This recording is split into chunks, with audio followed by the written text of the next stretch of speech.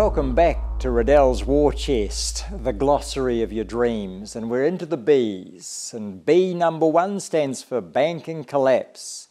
Now every time a run on a bank threatens to collapse it, other banks also begin to fall into the same hole, not to mention all clients who are set to lose their money and their entire businesses.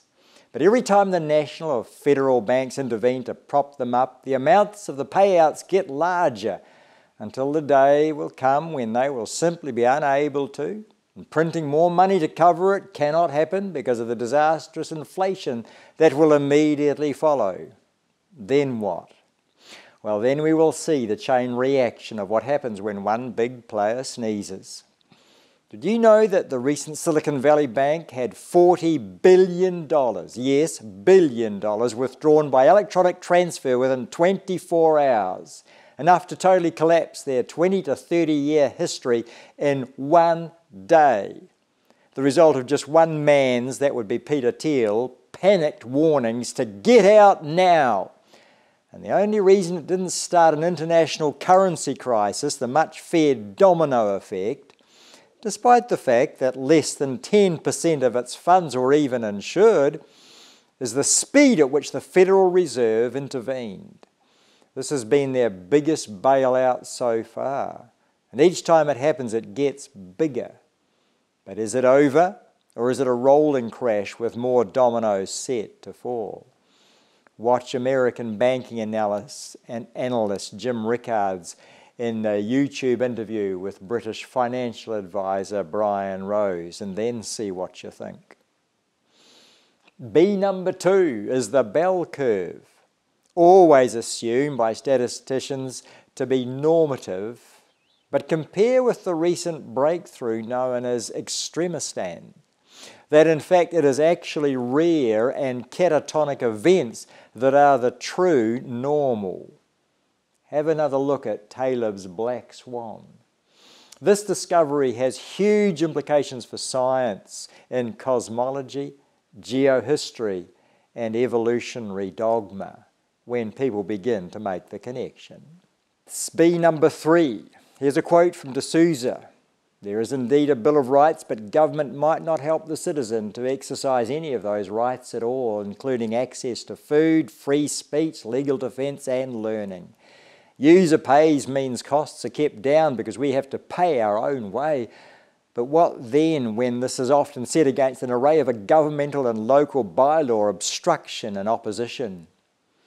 When no one else is delegated to take care of your legal bill, no matter how big it is, when powerless and helpless people should pay for all their own routine health care and have no state safety net to fall back on, then reasons for poverty all get relegated to the cop-out of personal responsibility. Bill of Rights? Sure, but who can afford to affirm it? This can leave large sectors of the public quite unable to fend for and to defend themselves when marginalised, prevented from moving about to take care of business, or quite unable to provide for their families. Approximately 2 million people, yep, 2 million people, don't read over that figure so fast, now languish in the prisons of the USA, none of whom began life with the expectation that this is where they would end up. Just try asking any one of them, do they consider that the federal government or the local state or local county had a role in setting them up for failure, despite the nation's much lauded Bill of Rights? And then take cover, because you're going to get an earful. B number 4 in the B glossary of Riddell's War Chest, B for blame shifting, predicated on the assumption or belief that I did not cause or even contribute to this trouble in any way. It is all of others' making. Yes, I'm a victim and very good at it.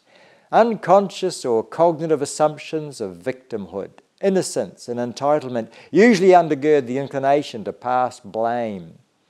It is commonly attributed to and indicative of the narcissistic personality disorder mental illness. Responsible for nothing. Victim of everybody. Beware the price of this successful prosecution of this defence. The price of this innocence is always at the cost of the loss of personal power to make the kinds of choices that will alter the outcomes of one's own life, which choices begin to take effect for the better, immediately you start making them. B number 5, Black Lives Matter. Put your seatbelt on. When Black Lives Matter condemns the counter slogan, All Lives Matter, as if it is denigrating blacks and racially abusive, they are adopting exactly the same philosophy the racists they rage against have adopted.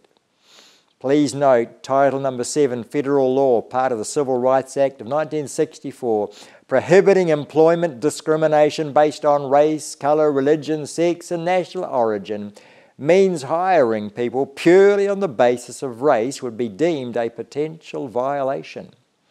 In the USA, organisations that receive federal funding, as distinct from private self-funded organisations, are not allowed to discriminate on the basis of race, even for what is known as restorative/positive discrimination. When I see commissions or opportunities that are exclusively looking for females or LGBTQ or BIPOC people to apply, I wonder what this achieves. Artistic institutions are adopting mission statements that sound nice and virtuous, but if you dig deeper under the surface, they're promoting an agenda that doesn't actually promote true and fair diversity, equity and inclusion at all. In fact, the opposite. You can read them as whites need not apply, with all confidence that you have got the message right. And that concludes the glossary of the B's. Hope you got something out of it. I know I did. Coming right up, the glossary beginning with C. If you like what I've said so far, let me remind you that you can download the entire transcript for free. Click here and you'll be able to read it for yourself.